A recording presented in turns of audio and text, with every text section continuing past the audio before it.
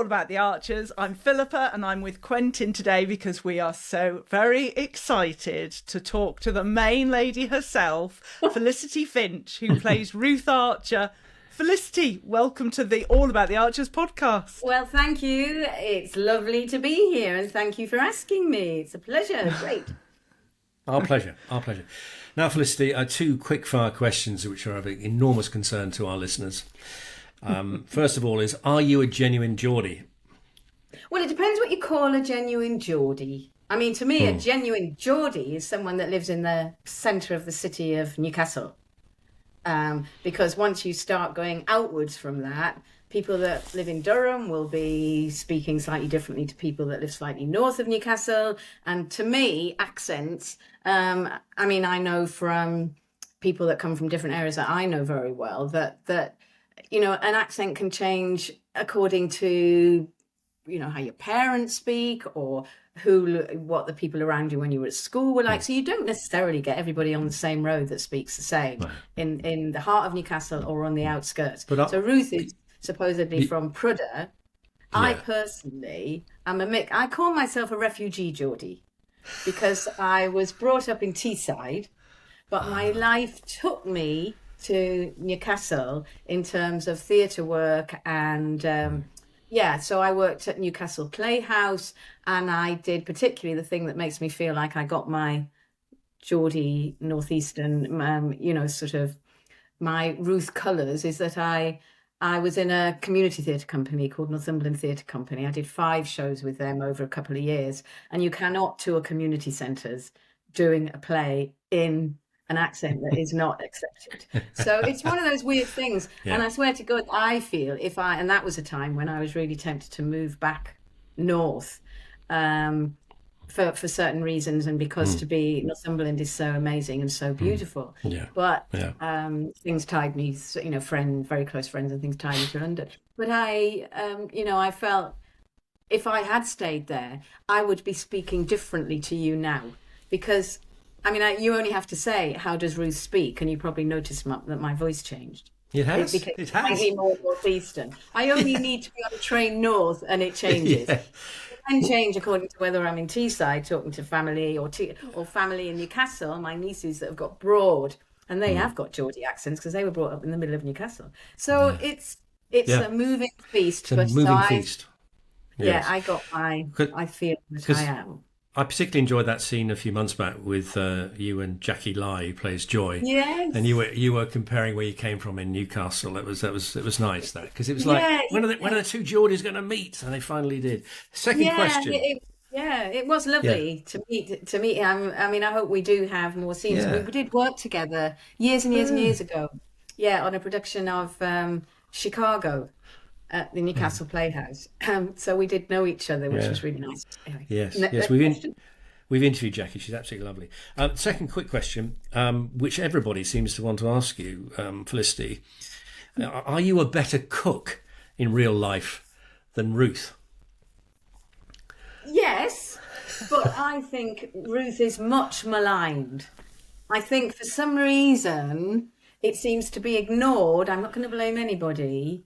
But over the years, Ruth has sometimes cooked meals that have been, edible, praised, that have been really enjoyed, so she has progressed in her cooking over the years. So it's not just pizza anymore. She's perfectly capable of doing a proper breakfast or doing, a Sunday roast. She's done enough of them in her life, with her family. So I feel that she, people seem to have a lobotomy when it comes to Ruth's cooking because they like the thing that, Ruth can't cook. But actually, she can. She may prefer not to. Now, that's a different thing. She may prefer to, have Jill or somebody else cooking. But she can cook. Yeah, it's tough with Jill about, isn't it? Let's be honest. Absolutely. Absolutely. Of course. I could never do a lemon drizzle. Or a flapjack. Yes, I was going to say. No, actually, flapjacks are but I wouldn't make the type that you could throw at people. A lot of oats in those, I think. Yeah, very hard. When Ruth first came in, she was this sort of strong, independent woman, and I'm interested in how much of a feminist you still think Ruth is in her role. I think she still is a very strong woman.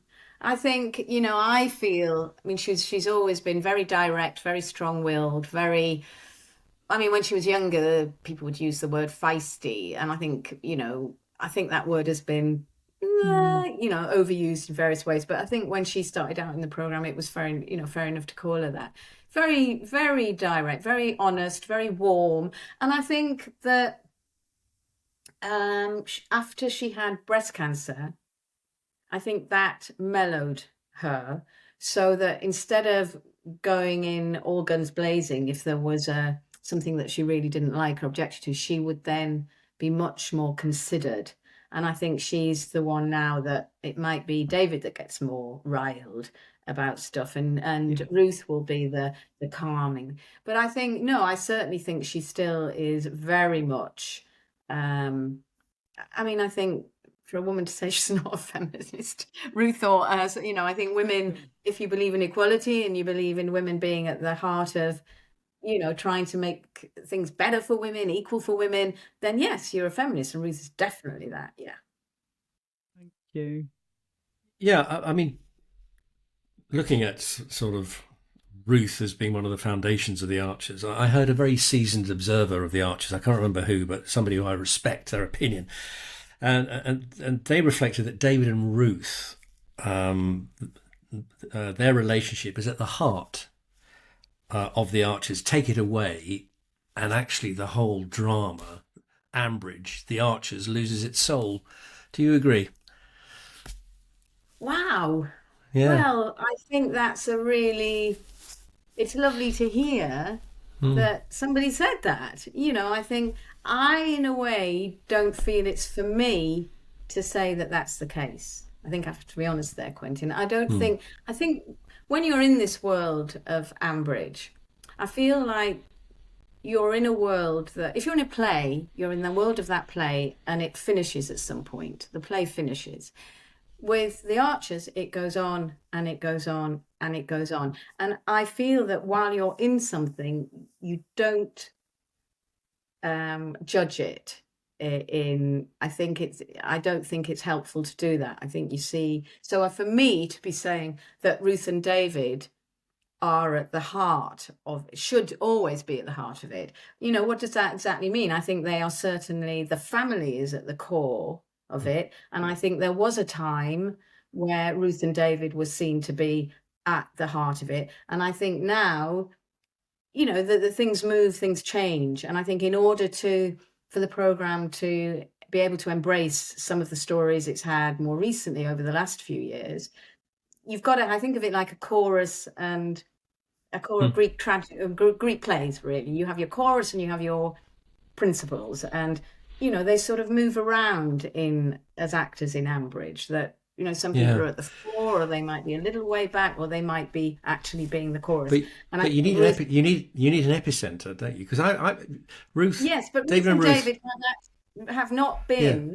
The reality is that they have not been there very much over the last, certainly year or so. I think the last story that we had was that was really at the centre of it was Ben, and when he had the mental health problem on the back of Chelsea being pregnant, and that was a brilliant story to do. So I think I don't think they have to be in it in order for their presence to be felt. But I think if they weren't there, you'd really miss it. And to be honest, it reminds me of the Ross Rachel dynamic in Friends, because actually fundamentally Friends revolved around will they, won't they, will they, won't they. And when Ruth threatened to go to Northumberland, say, right, we'll sell up and go to Northumberland, I was generally thought, well, the Archers just won't be the same. This can't happen. It can't happen. Yeah, that's what somebody I mean. Somebody did say to me recently that had won a charity prize to have a tea with myself. I'm trying to think who was with me. Maddie. Oh, yeah. And in the middle of it, we were talking about the programme and everything else. And then at one point she said to me, I really want to hear some more farming stories of David and Ruth. And I just find that very warming that she says that.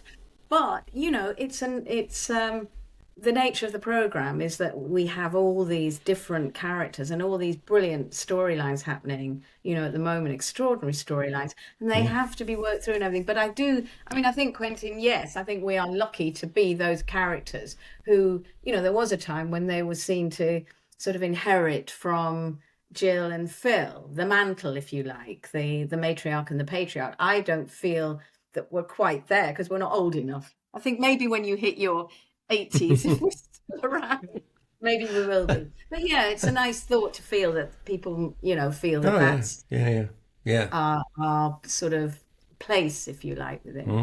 Yeah. Felicity, when we were interviewing Tim, who of course plays your husband David Archer, it surprised me because he was very firmly convinced that there was no way that David would have had an affair and that there was no intention there whatsoever, and it was all on Ruth. I'm interested in what your view is. Do you agree, or do you see things slightly differently? It was interesting because I've heard that. I heard the... Yeah, it is that... It's always interesting hearing Tim's view on that story particularly, but on any story. But I think on that story particularly... I feel that, what he left out when he did say that Ruth was, thought that something was going on with Sophie. What he did do of going out to lunch with Sophie, who he had been engaged to some years earlier. But what he missed out was that Ruth had the mastectomy, I think it was 2 or 3 years earlier, but she had very low self-esteem. I think their relationship was not, they just weren't close, and she had very low self-esteem at that moment and was feeling really sad, and he wasn't picking up on any of that. So then when she was feeling, I think, very, very insecure about herself physically. So I think that when he was clearly going off and having good times with Sophie, and this particular day, the lunch, I think that's why Sam Batten, happened to be the kind of emotionally literate man, for want of a better word, who was, we got talking. And when you have someone that you can chat to, these one thing led to another in terms of feeling close to this person. Because my recollection is that Sam did not push it. It kind of evolved on its own, but it was because our relationship was struggling at that point. So that's my take on it. But I always think it's interesting about Tim feeling that David can never quite feel that he's recovered from that. He still would feel insecure. I think that is very interesting. I've heard him say that over the years. But the other funny thing is, to add a bit of humour to it, is for years Tim used to say, "Oh, why can't David have an affair?" Oh, now the truth's out. The near affair. It wasn't an affair. It was not consummated. It was close. Ruth did draw back from that. And I think it is, in some ways, Tim didn't talk about the fact that, I feel that one of the most telling scenes we ever did was the one where he found out. And that, in a way, was, the scene where the spaghetti bolognese has been cooked and Ruth decided she wasn't going to go any further than the car park. That was a very important scene, But then it was some weeks before Ruth actually couldn't. She was so upset about the whole situation and what had happened. And in the end, it came out because he thought, as he said, it was the breast cancer. And that scene was just a really extraordinary scene to have and play as actors. I think Tim would say the same thing. So that's what I remember as much as anything as a tale. And I thought he would leave me. So hey, but here we are. Yeah, still going. Because he said in our interview, I think, that he believes David is he loves Ruth unconditionally. He's petrified of losing Ruth. But the irony is, of course, when he first turned up as work experience on the farm at Brookfield, he thought you were a waste of space, didn't he? He just had no time for you at all. The sexist, I won't mind my language, but he was. He thought, what use can be, can a girl be, and work experience? Why do we need her? What do we need? Yeah, and I never forget the day that I opened the script that said David kisses Ruth. I nearly fell off the chair. It was just extraordinary how that switched. But it was really lovely because it was something that I think even though he didn't feel I should be there, there was some kind of spark there, which I think was picked up by the writers. Because I don't think when I came into the programme that they thought that necessarily Ruth would be the new Mrs. Archer. So it was lovely how that kind of evolved, that whole story. Yeah. Is it true he kisses you on the head, Tim, when you have a kiss? Who told you that, Quentin? I might have done some research. Did he tell you? No, I mean occasionally, but if he did that all the time, I think I would. Yes, no, pats on the head and kisses on the head are not good for a small person. I saw it in an interview between you two. You were talking about 30 years of being married, and he said kissing on the back of his hand, but also on the top of your head. So I just wondered if that's still the case. We might do that, but we don't. I mean, normally I think if we have to kiss, we rarely have a snog in the programme. That's rare. So if we have a kiss, it might be on the cheek or whatever. But I mean, there have been moments when you're in the middle of doing the script and suddenly you have to do a kiss, and I'm thinking, okay. So we might have a moment where we have to solve, all right, how are we going to do this? Down, in which case it's easy. But yeah, I mean, maybe occasionally he's done that. Yes. Yes. Do you still have great excitement when the scripts come through, Felicity? Are you still keen to see what will happen next? Oh, really? Yeah, absolutely. And I think it's interesting that, you know, it doesn't have to be. You use the word excitement. I mean, it's lovely to, no matter what it is, because I've always felt that the scenes where you're having cups of tea and having a chat are just as important. That's what makes the Archers work. As I said, you know, you've got the main sort of stories going on with the dramas or whatever, but then you need that bedrock, and sometimes there can be really lovely, funny or tender scenes going on that are just as, you know, lovely to be a part of. So yeah, I'm always interested to know what's going to happen next. And you know, sometimes what's really funny is when I'm really excited to know what's going to happen in the other storylines that I'm not involved in as well. You know, you're not just looking at your own scenes, but you're thinking, what happens to Chelsea now? Or what's going to happen to Alice? Or what's going to happen to George? Yeah, it's interesting. Yeah. Yes, by the time this interview goes out, we will know what sentence George has been given, and we're very interested. I mean, I think it is really, it's interesting listening to that story, because you do listen to it as a listener would, unfolding, because I don't know what's going to happen. And occasionally, if I'm in and I'm told, I say, don't tell me, I don't want to know, because all the rest of it suddenly. But then there might be stories where you really do want to know, how are they going to sort this out? Or how are they going to? Yeah, it's. I was in just last week, and it was lovely seeing people again, and some of the people involved in that story as well. So that's all I can say. I have to be careful what I say. Yes, no spoilers, no spoilers. It's funny that you picked up on the small exchanges you particularly enjoy. I don't know if you saw our interview with Jane Garvey, but that's I didn't. I saw you did it. Yeah. Yes, but she mentions that herself. That's what she enjoys the most. You think being a journalist like myself, she likes the big stories, but actually she likes the minutiae, the everyday little details, the little conversations. So they are very important. But just picking up what you just said, because you're interested in what else is going on, but you know, when there is a big, long-running story like George's, which you, as Ruth, aren't involved in very much at all, if anything, did you start to feel, hey, you know, what about Ruth? What about Brookfield? You know, bring us back in. No? I don't, because it's for the very reason generous. that I said. I think I've always felt with the arts you have to be philosophical about the nature of the job. And I was actually thinking about this earlier today when I was thinking about this interview. I mean, I used to say, when people would say, oh gosh, a job for life, and I used to say, well, you know, I could go under a tractor or I could die in childbirth. And I can't remember what the third was, but there were three. Anyway, somebody else went under the tractor, as we all know, and I didn't die in childbirth.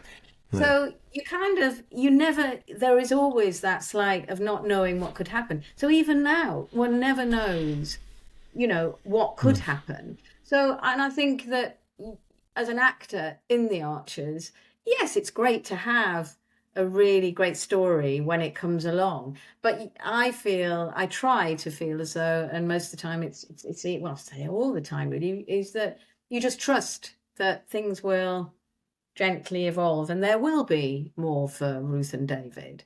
But for a story like this, it has such power and such drama and is so important that it needs to be given its full weight while it's happening, as has happened with other stories in the past, like Coercive Control or, with Ellen and Rob and those kinds. I mean, that's always the case. And actually, sorry, just to say that sometimes, occasionally, it hasn't happened recently, but in the past, you can suddenly have maybe 2, sometimes 3 stories that kind of peak at the same time, and it becomes it doesn't quite work because then they don't feed each other. They sort of take away from each other. So, I mean, I take my hat off to the script writers and the editorial team, the production team, in terms of how they make this work, because sometimes they might be thinking, oh gosh, we really want to try and get more, but they have to, they got to see stuff through.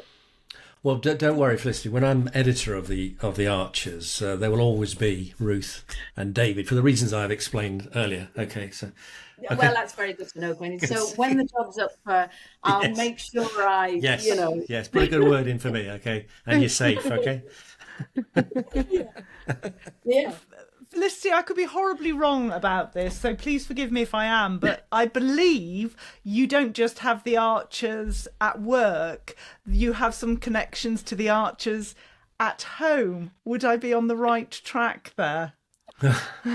What? Is this a very subtle or unsubtle way of saying, am I attached way to someone that was once...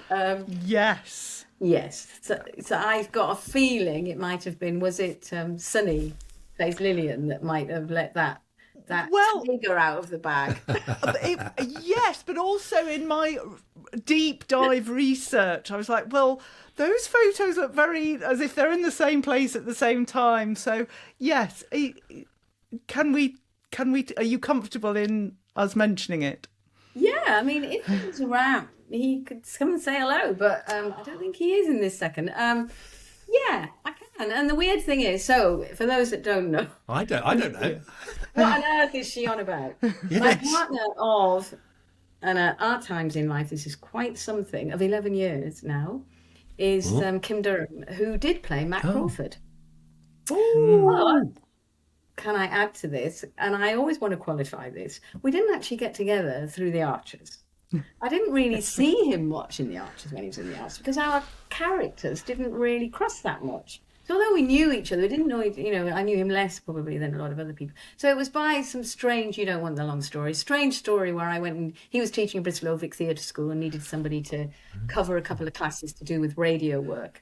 And just the fact that I stayed one evening to have a few drinks afterwards, and he jumped to a conclusion, which wasn't necessarily true. Anyway, it slowly grew. So, right. yeah. So yes. from here on in this interview, you're Puska, okay? Because you're wearing the right top, at least, tiger and all that. Yes. I don't know how Sonny would feel about that. I just think their relationship was just very... Yeah, we'd love to have him back on. Greatly missed. He's greatly missed, yeah. Yes. Yeah, we must have him on the podcast, Philippa. It'd be great to talk to him.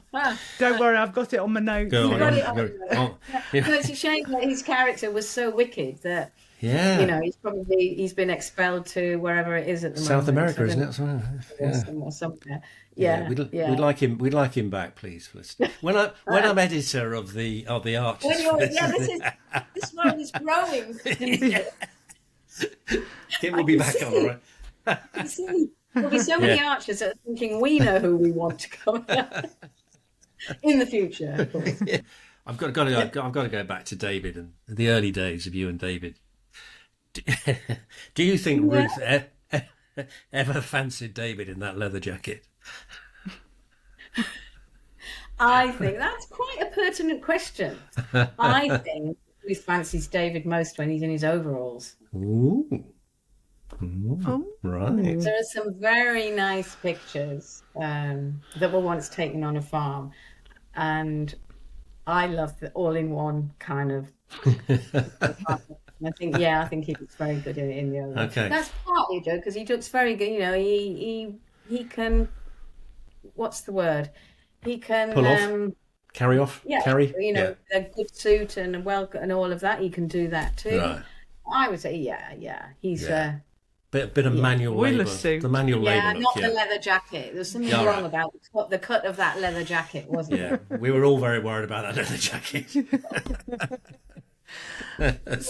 Something I'm worried about for Ruth are her friendships, because I really feel she's quite isolated. She has the friendship with Usha. We don't hear much of that. She was hoping for a very close relationship with Stella, and then obviously Stella's relationship with Pip has altered that somewhat. Do you feel she's supported? It's interesting that you observe that, because certainly in my life, and I think a lot of women, really, generally, they will have, even if it's quite a small group of 3 or 4 women that mean everything to them. And I suspect it's because there isn't the space to there hasn't been the space made to really keep that. I've never thought about it, to be honest, Philip, but to keep those relationships bubbling, you know, even if it is with Usha only, you know, there's long periods of time where you don't hear anything. So, you know, in Archer's Land, then it doesn't mean it's not happening. It's there. But I think you're right that it's such a big feature in a lot of women's lives that Ruth is incredibly, I mean, it highlights also how busy a farmer's life is. So running the farm is huge. And farmers more and more, I think I may be right in saying, can't afford to have many co-workers. It's generally done by the family. So it's very family oriented. But, you know, I like to think that Ruth still has time to go off and have a drink or go off and have a cuppa with Usha. You're just not hearing it. But maybe it would be good if it was a little more prominent at times. Certainly whenever there is a big problem that needs to be talked through, then someone will be there. And I think that because I think the relationship with Stella is actually finding its place. I think that it will feature more. I think it will. I think somehow they've managed to, or they will manage to, over, you know, the sort of difficulties around Pip. Yeah. I think I personally think they will get through that. And that I think they already are, and I think that will probably become more. But I think you're right. I mean, where do you hear in the Archers close female friendships being played out?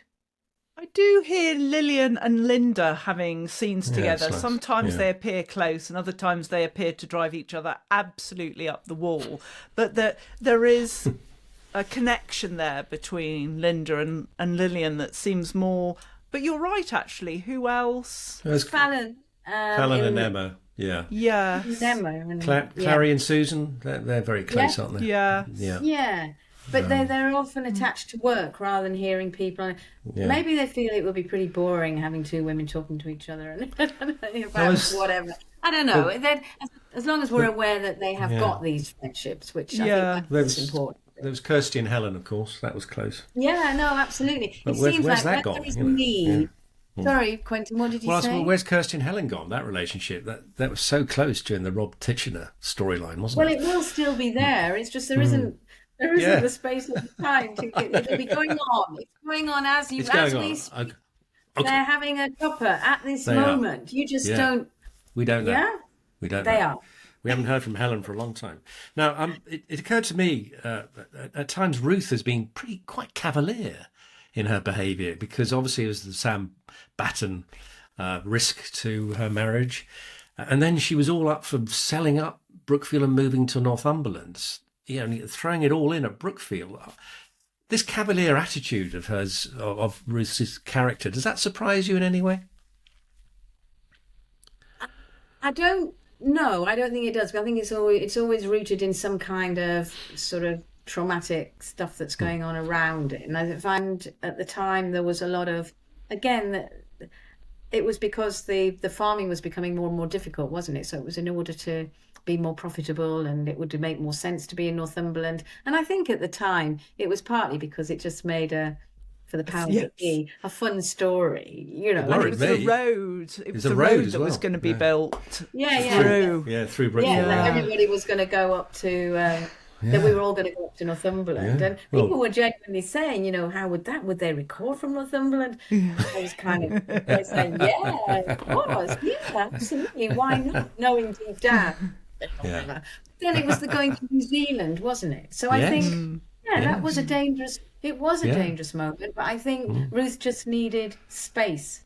Right. And again, you know, the everyday life of living with your family all the time, the family business, being on the farm, I think it was also connected to her mother, just needing that space.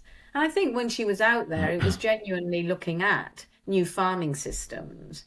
And so there was a mention of a guy there, wasn't there? But I don't think that it was, I didn't feel that it was ever going to be a real danger, that she was going to come back.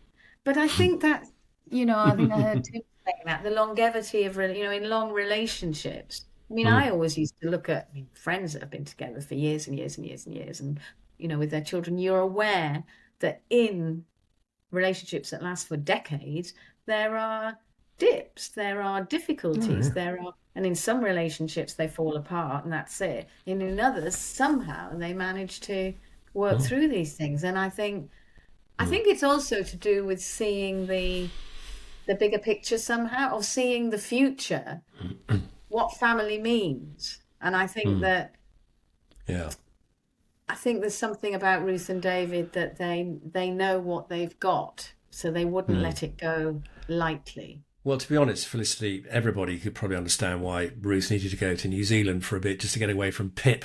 So we That's very cruel, Quentin. What is that? She irritates quite a few of us. Yes, does Pip? Yes, yes. Sorry. Yes. Yeah. My daughter you're talking about. I know. I'm sorry. We've interviewed Daisy. I don't No, feel that way. No, because she's so lovely. I make a distinction between the actor and the character. Oh, the character. Yes. You've got to have characters that you feel not severe. You got to. Yeah. That's at the core of being an Archer's listener, for goodness sake. Yes. You could have characters that oh, God. But you wouldn't be without them, would you? No, absolutely. And we wouldn't be without our Facebook group, Moving On, who have come up with lots of questions. Now, I think there's about 15 questions here, Felicity. So please feel free to, you don't need to dwell too much on each question because there are lots. People were very keen to ask you questions. Okay. Go on, Quentin. Yes. Okay, right. First one to you, Felicity, comes from Jane, and she says, does Felicity ever long for the seed measurement guy? I mean, she's talking about Sam, obviously, and his plate meter. Guy? You mean our cow? Sam? Yeah. Manager? No, it's Sam, because he got his job at Brookfield because of his expertise with a plate meter to measure the state of the grass. Okay. So I think that's a reference to Sam. Do you miss Sam? Does Ruth miss Sam? Do I miss Sam? I'd say I don't actually miss him day to day, but I'm sure that I occasionally, you know, it's such a big thing that happened in my life that I'm sure I sometimes wonder where Sam is now, but not in a way of longing, just in a way of, you know, if you've had someone that has really touched you in your life, I'm sure there is a small part of her that knows that there was a real connection between them, and that was a very precious thing. So it would be dangerous if he was around, so no. Potentially could be. No. Be interesting. The next question is from Glynis, who says, you must know your character really well, so are you ever surprised by the storylines you get, and do you ever disagree with the script writers over how Ruth would react in certain situations? I would say, what was the first half of the question again? That you must know your character really well. Are you ever surprised by the storylines you get? Let me think. I wouldn't say so. That nothing.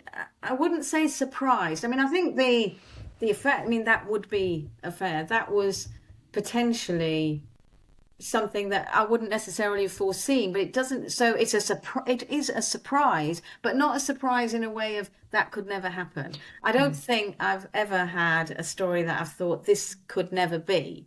And I think although we know our characters incredibly well, I think the writing team, because it's made up of people who have been writing for years and years, as well as new people and people who are really, really bedded in the program, it's unlikely that they would write. And also, you see, people tend to think that sometimes that the writers have huge power.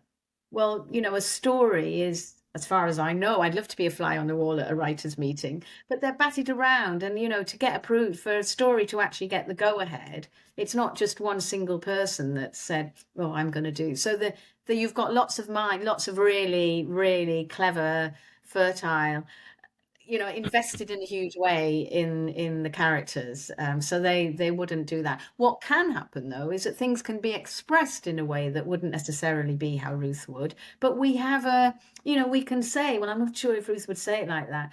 I find the best way is to look at, if you're looking at your script in ahead, to think, well, okay, it's fair enough to say that. So what would she say instead?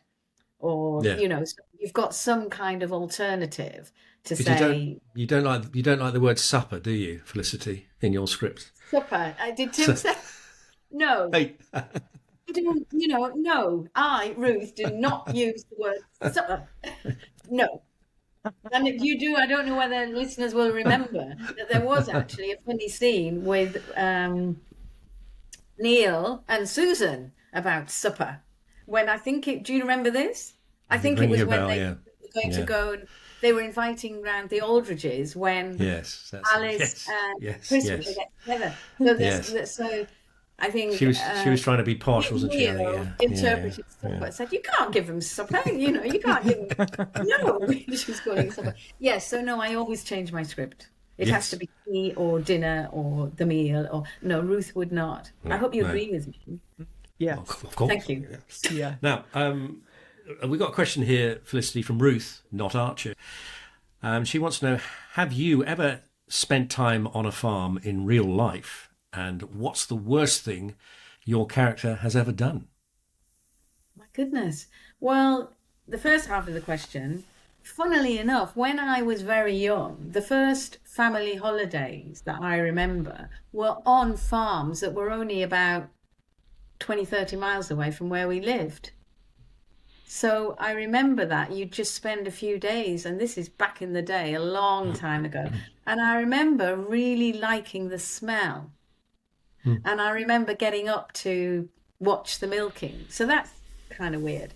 But the other experience of a farm was, I was thinking about this earlier, was really funny because I was making a radio feature about a dating agency that had been set up by a woman whose husband ran a farm.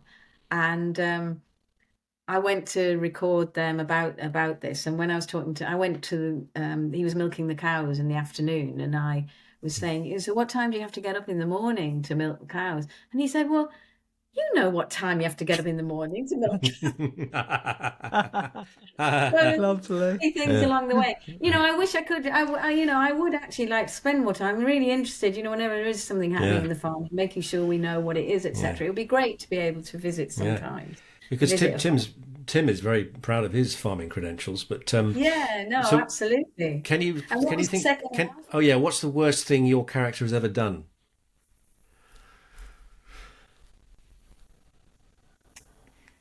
Gosh, well, I think the only thing I can think about is the almost throwing away the marriage. I can't think of anything else that. No. She's the worst thing. Has she done anything else that's terrible? Maybe your Ruth remembers and wants me to remember. Remember if there's been anything else that's been terrible. I mean, to lie is a really bad thing, but I can't think other than around that storyline.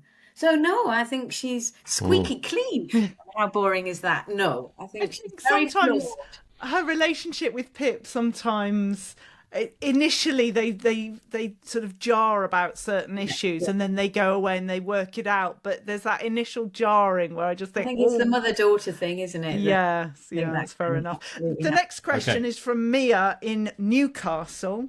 And Newcastle, please, Philippa. sorry, I failed, Joe. She's from Shropshire. She's from Shropshire. I'm from the middle of nowhere. Hi, Felicity. Do you think Ruth secretly fancies Stella and is somewhat jealous of Pip?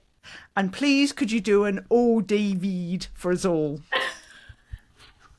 Well, the answer to the first half, no, I do not. I do not think. I think that initially when they started to get together, I think Ruth was absolutely genuine. It was losing someone that could have become a really close to her. But that can't happen. They may be halfway close, but they can never be what they could have been. You can't if your daughter is. I mean, you cannot confide in the same way, can you? I'm sorry, my memory's so... No, don't worry. And the second one was, please, could you do an... Oh, could I do it? No, I don't know about that. Am I going to do it? Oh, David. Yeah. Oh, that's fabulous. Well, I'm very careful. You see, that was a bit of a... Yeah. Of a cod one, if you like, because I think if I ever have to say it, then I try and do it in a way that it won't be an that it might be a, oh, David, or there are lots of, like there used to be, Ruth used to have, oh no, was a big thing. That was her catchphrase. Did you know? And this is our next question.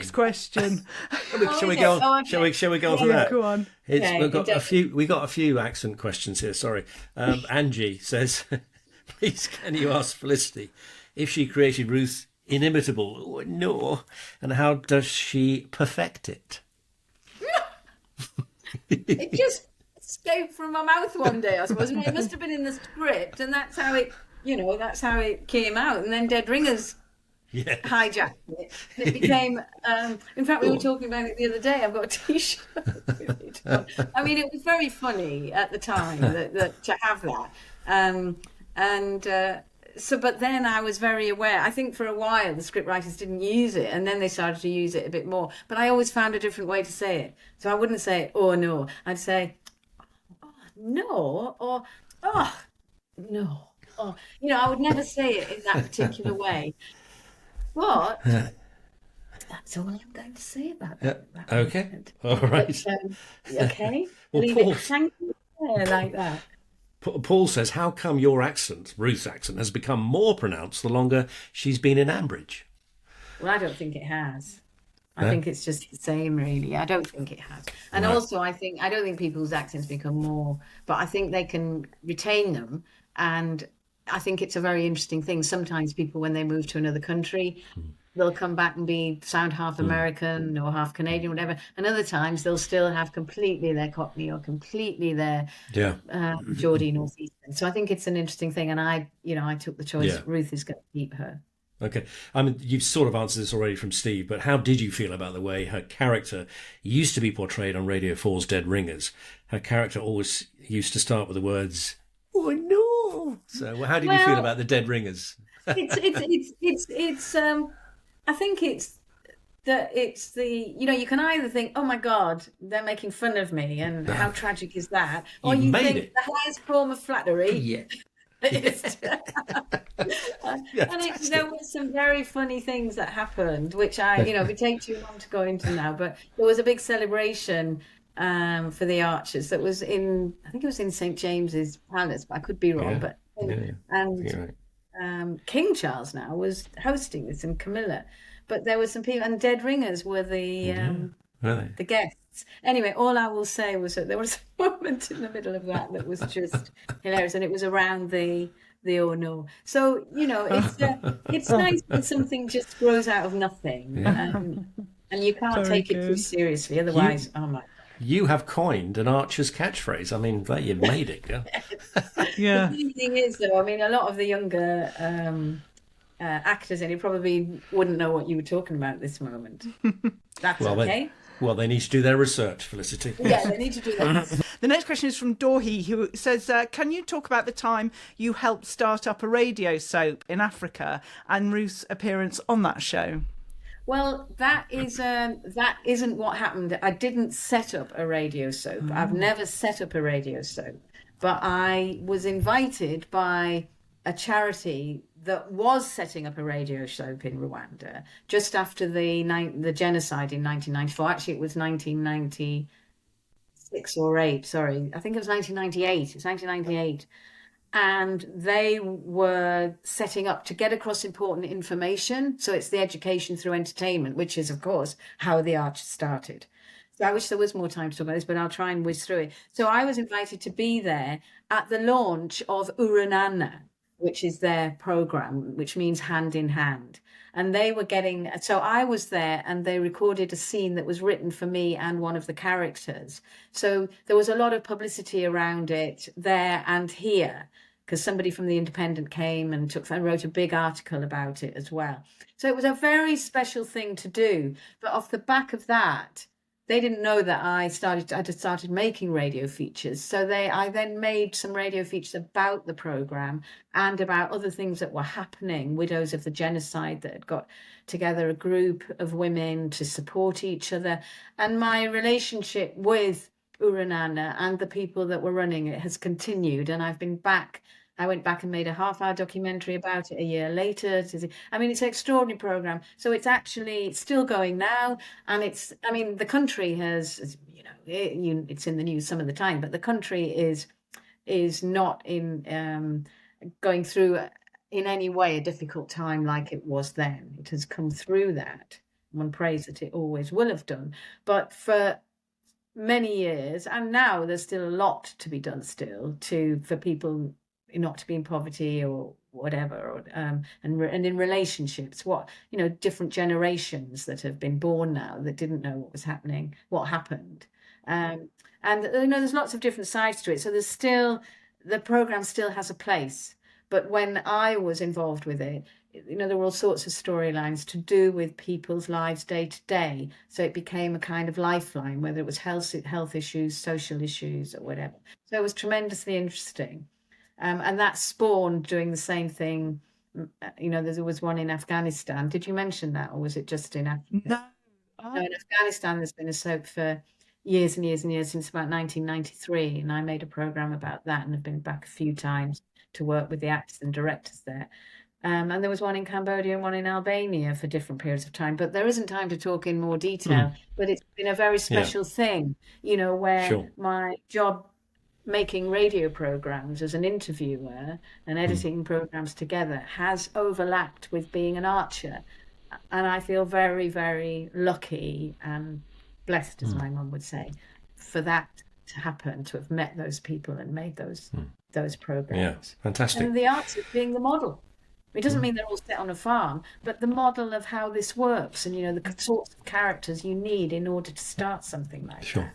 It's a wonderful thing. Okay, right. Emily, a very straightforward question. What's been your favourite storyline? Gosh, that's so difficult. I think all of them. Oh, it's so difficult. It is really difficult. I think just because you mean storyline that I've been involved in to do. Yes, I presume is what she means, yes. I mean, the ones that really have hit me, when I think back, I think amazing to have done that, is the Near affair, because it was all about, relationships. Then the breast cancer storyline, because it was very unusual for a young woman to have breast cancer. And I know Tim mentioned this, that I did get a letter from a listener who said, I wouldn't have even looked for a lump if it hadn't been for hearing the program. But working on that was, because they did involve the David, what it was like for the partner a lot. Yeah. And I remember that there was a scene where I plucked up the courage to show him the scar. And I remember it was a scene that, it was a sort of ordinary length scene. And in the end, we cut it. This was a collaborative between the director and Tim and myself. We cut it in half, really, because it didn't need the words. It was just said with pauses and silences. And the the other story, I was going to say foot and mouth, which may sound weird. The first time round of foot and mouth is that, it was an extraordinary thing that the Archers was actually, we were following day to day what was going on in the country and reflecting it. And that was important to feel. And it was amazing that we, the writers did it, the whole production team, and we were a part of that. Yeah, I was reporting on it at the time, so it really chimed with me. Yeah. But I could go. I mean, I'm sure if I thought another people's story. I mean, there's been lovely stories all the way through.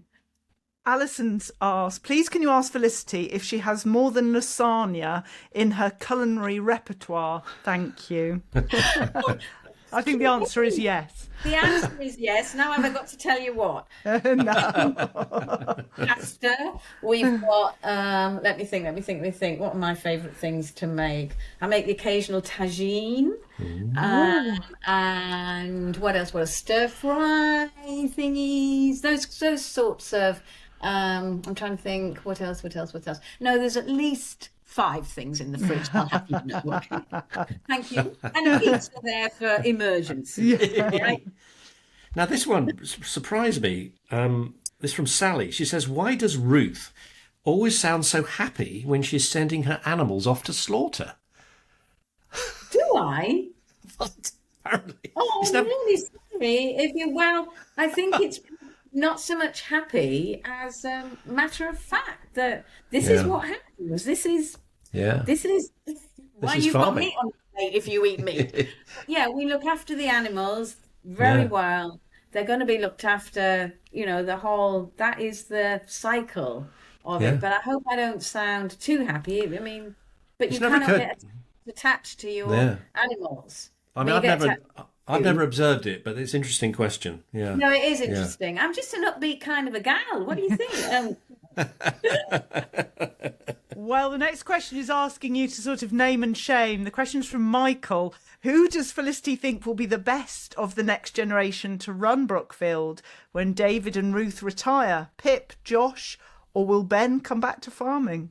Oh, my goodness. Inheritance on farms is a very, very sticky, sensitive subject. So I dare not open my mouth on that one. Okay? I think all we want, what every parent wants, is for their kids to be happy. And I'm sure there's many a story will happen when we're dead and gone that will, it will not be, I have a feeling it won't be straightforward. But can you say as Felicity who you think would make the better farmer out of the three of them? No? Okay. No, that's like I'm saying about Daisy and Ben and Angus.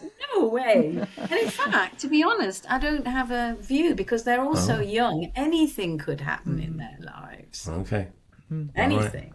All right. Okay. We tried. On behalf of our listeners, we tried. Okay, we got one from Nikki.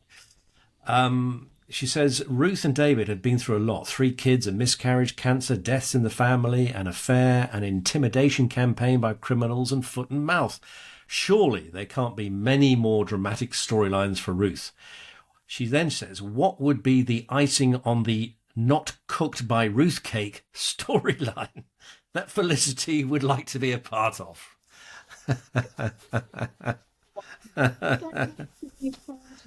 Yes. Oh gosh, just as well I'm not a writer, isn't it? It's a really, really difficult one. What kind of a story would I like to be part of?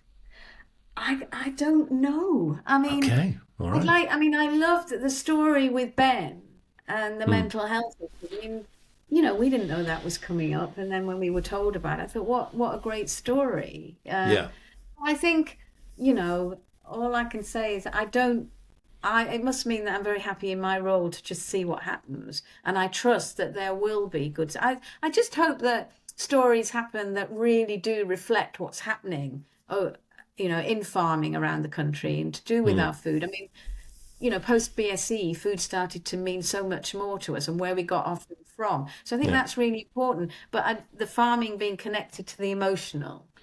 Not just, if it's just farming, that's great, but to have these, stories that somehow challenge us as a family, or challenge Ambridge as a family, as a Sure. as a village. Yeah. Okay. But nice question.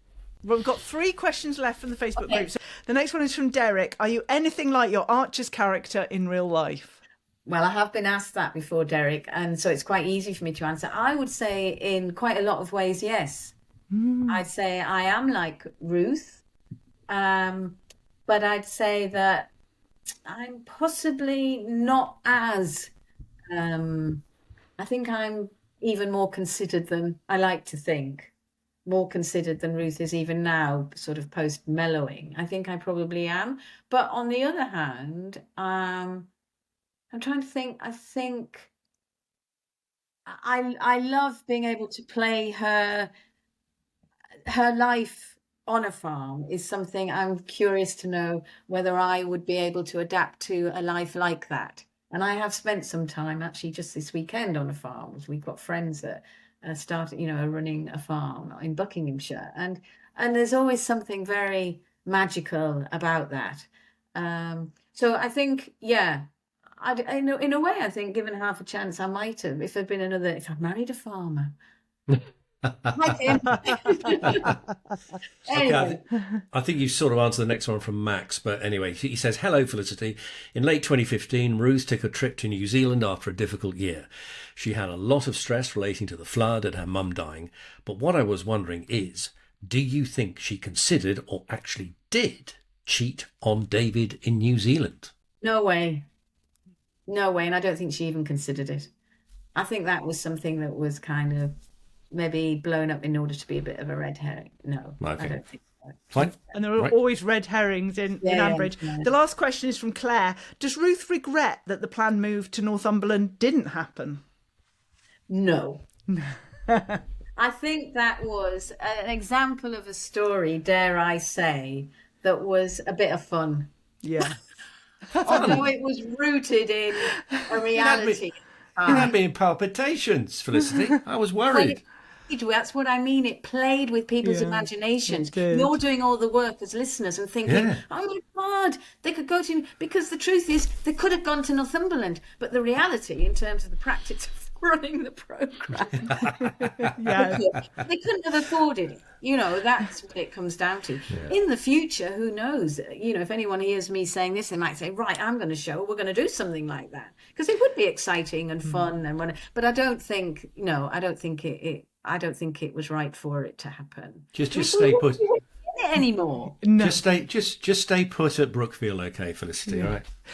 Yeah. Well, Felicity, in each episode, the very last question is a sort of pass the parcel, and we ask the cast member that we interviewed last time to ask us a question to pose to you. And the last person we interviewed was, of course, Alison Dowling, Ali, who plays Elizabeth Pargeter. Her question for you: when it does become time for a new matriarch of the programme, do you choose pistols or rapiers, as you are her obvious competition for the slot? And she says she thinks you do a brilliant job and you're a fantastic ambassador for the show. Oh, lovely Ali. Oh, Ali. So is it pistols or rapiers? Definitely Yes. rapiers. Definitely rapiers. Definitely. Fantastic. Much more. Yes. I did a With bit of style. That. I did a bit of that before I went to drama school in the foundation drama course I did, Ali. So I got ahead. There we go. Felicity, it has just been an absolute joy to talk to you and talk more about Ruth Archer. Felicity Finch, thank you so much for joining us. Well, thank you very much, both of you. It's been lovely to meet you. Thank you. It's been real fun. And good luck with the podcast in the future too. It's great job. Thank you so much. Thank you. It's been a pleasure. Thank you, Felicity. Oh, it's been great.